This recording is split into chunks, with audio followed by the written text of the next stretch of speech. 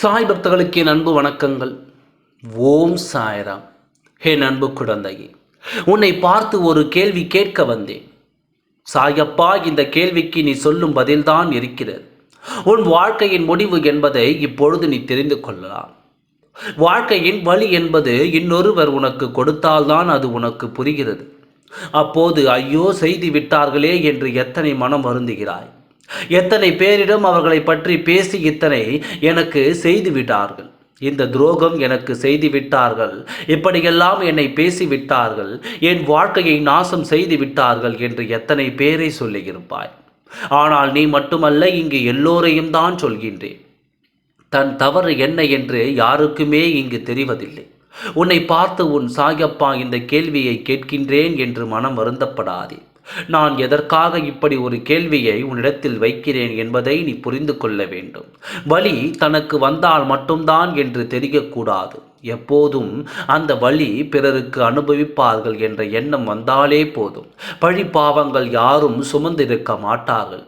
உனக்கு உயிருக்கு உயிரான உறவு வேறு ஒரு உறவை கரப்பிடித்தால் உன் மனம் எத்தனை வழிகள் அனுமதிக்கும். அப்படித்தானே எல்லோருக்கும் இருக்கும் என்பதை நீ ஏன் மறந்துவிட்டாய்?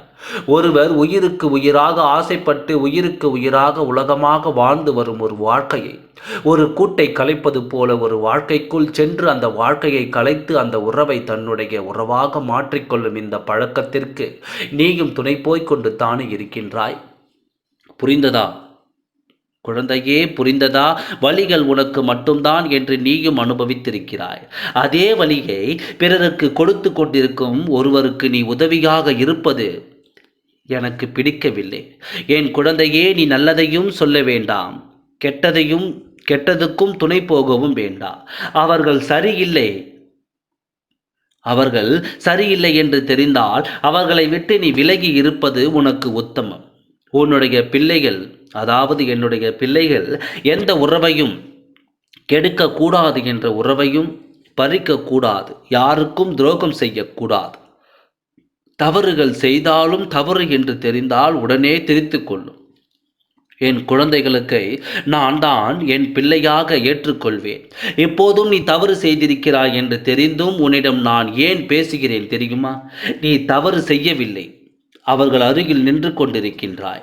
அதுவே எனக்கு பிடிக்காத நிலையைத்தான் அங்கிருந்து நீ தள்ளியோ என்று உன்னிடத்தில் நான் சொல்ல வந்தேன். ஒரு காலத்தில் உனக்கு கொடுத்த வழிதானே இது. ஒருவரால் உன் உறவை இழந்து எத்தனை வழிகளை நீ அனுபவித்தாய். அந்த வழியை தானே மற்றவர்களுக்கு இவர் கொடுத்து கொண்டிருக்கின்றார்.